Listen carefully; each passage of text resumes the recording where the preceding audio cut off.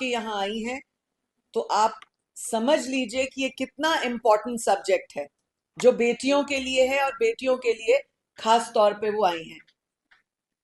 अब भैया आप थोड़ा सा बैठ जाएं, गर्ल्स देखें। बैठ जाओ ममता।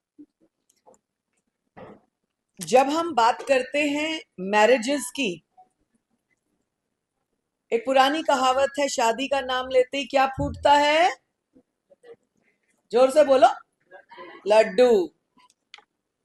और ये ऐसा लड्डू है जिसने खाया वो भी पछताया और जिसने ना खाया वो भी पछताया। होता है ना ऐसा? ये तो है जोक। लेकिन ये शादी का लड्डू जो हम एनआरआई की सोच कर करते हैं, जब हम अपने इंस्टा पे ऑनलाइन होते हैं, जब हम फेसबुक पे कोई देख लेते हैं हीरो सा लड़का, टशन मारने वाला, स्टाइल है उसके, और हम अट्रैक्ट हो जाते हैं, वाह फॉरेन रहता है। भले ही वो किसी एयरपोर्ट पे पीछे फोटो लगा के खड़े होके उसने फोटो खींची हो, लेकिन हम बुद्धू लड़कियां क्या करती हैं? अट्रैक्ट हो जाती हैं। और अट्रैक्ट होके हम इंस्टा चैट शुरू कर देती हैं, गप शप बातें, ये सारा हमारा शुरू हो जाता है बिना लड़का देखे। और फिर इस हद तक हम पहुंच जाती हैं, गर्ल्स हंसना बाद में, पहले सुनो। हम इस हद तक पहुंच जाती हैं कि हम उनके साथ रिश्ता रखने की कोशिश कर देते हैं। आप प्लीज इधर आ जाए। हम उनके साथ दोस्ती बढ़ा लेते हैं, मिलने की बात रख देते हैं। फिर वो झूठा लड़का आपको कहता है कि मैं 24 तारीख को इंडिया आ रहा हूं, you know I am travelling to India from London and I will see you. और हम लट्टू, हम फ्यूज हो जाते हैं। अरे वाह, लंदन से लड़का आ रहा है, ये तो कितना अच्छा अंग्रेजी बोला है छोरा। खुश हो जाते हैं। और यहाँ आके वो आया कहाँ से होता है? ये सफीदो है, वो आया होता है भिवानी के किसी गांव से। और हम मूर्खता के चक्कर में आ जाते हैं। हमको लगता है कि बस आ गया, थोड़ा सा वो ट्रैक सूट पहना था नाइकी का और जूते वूते स्टाइल मार के, अरे एक्चुअली मैं ना थोड़ा बाहर का खाता नहीं हूँ, थोड़ा अवॉइड करता हूँ, जब से मैं बाहर गया हूँ ना मेरा हाजमा खराब हो गया। पहले गन्ने चूसता था खेत में, है मूली तोड़ के खाता था यहीं पे। तो ऐसे करके लड़कियां बुद्धू बन जाती हैं। और ये एनआरआई केसेस वही रिजल्ट है कि जिन लड़कियों को इस तरह से घुमा फिरा के मूर्ख बनाया जाता है, उनके साथ शादी विवाह का बंधन कर, फिर उसके बाद छूमंतर। आज की डेट में भी हमारे पास, मैं नाम भी लेना चाहूंगी, सुनील जांगड़ा, एक लड़के का केस है जिसने एक शादी करी।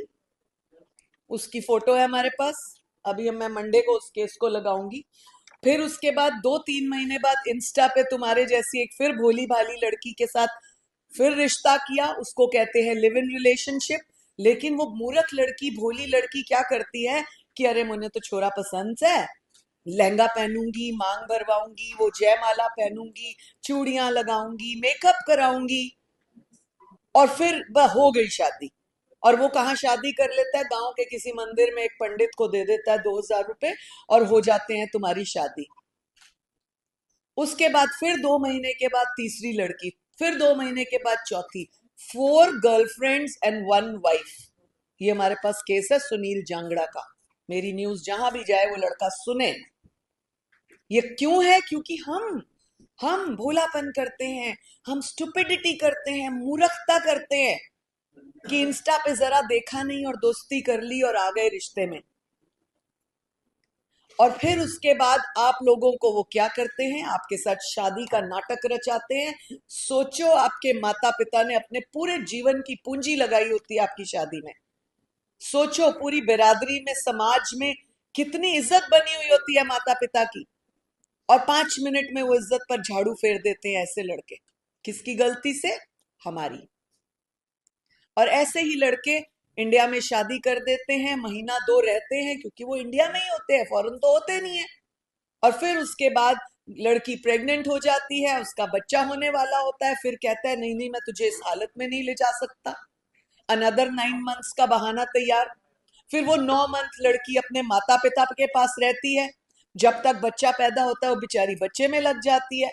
नहीं नहीं मैं तुझे नहीं ले जा सकता, थोड़ा बच्चा बड़ा हो जाए। फिर वो 9 महीने बच्चा चलने लायक हो जाए, 1 साल में लग जाती है।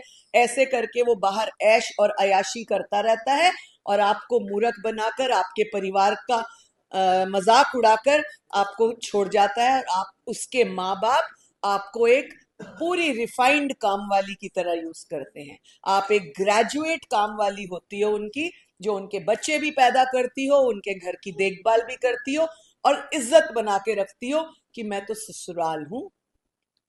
और वो किसी भी तरीके से, चाहे डंकी वीजा से, चाहे कैसे करके अगर बाहर चला जाता है तो आपका फोन उसके बाद ब्लॉक कर देता है। 41 केस हैं डिलीना मैम हमारे पास हरियाणा में, 41 केसेस, जिनमें आपने सबसे मशहूर केस हमारा अगर वीडियो पे देखा हो यूट्यूब पे, तो करनाल का केस था, जो 8 साल से पत्नी इंतजार करती रही, 2 बार इंडिया आया, पहली बार प्रेगनेंसी कर दी, उसका बेटा पैदा हुआ, फिर साल 1.5 साल बाद फिर आया, फिर उसको प्रेग्नेंट किया, फिर अब उसकी बेटी हुई, अब उसकी 7 साल की 8 साल की बेटी थी और 10-11 साल का बेटा, और 8 साल के बाद भी वो लड़की का फोन बंद, उसको ब्लॉक। माँ बाप कहते हैं हमें नहीं पता। मुझे बहुत सारे पत्रकारों ने टॉर्चर किया, कह कह के मैडम को बुजुर्गों से बात करना नहीं आता, मैडम ने गुस्सा किया बुजुर्गों को, उसके माता पिता को डांटा। आप बुजुर्ग बैठे हैं, मेरे 2 बड़े भाई, आप बताएं उनको डांटना बनता है कि नहीं बनता, जो अपने बेटे से तो चोरी चोरी बात कर रहे हैं, लेकिन अपनी बहू का फोन ब्लॉक करवा रहे हैं, और चोरी चोरी से अपने बेटे की वहां पर दूसरी शादी करवा देते हैं।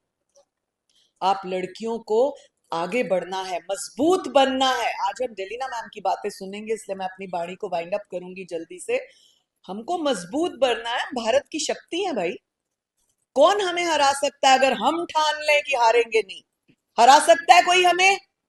तो जोर से बोलो, हम नहीं हारेंगे, हम किसी से नहीं डरेंगे, हम किसी के चक्कर में नहीं आएंगे। ये तो जोर से बोल दो यार, हम किसी के चक्कर में नहीं आएंगे। Very good. और ऐसी लड़कियों को मजबूत बनना है, इस तरह के इंस्टा फिगर्स में, फेसबुक फिगर्स में, या और भी जितने सोशल मीडिया के प्लेटफॉर्म्स होते हैं, उनमें वो गुल्लू गुल्लू बातों के चक्कर में नहीं फंसना है, अपनी जिंदगी को खुद बनाना है। क्यों नहीं हम लड़कियां खुद मजबूत होकर, खुद पढ़ के, खुद बन के फॉरेन जा सकती? क्यों नहीं जा सकती? जा सकती है कि नहीं जा सकती?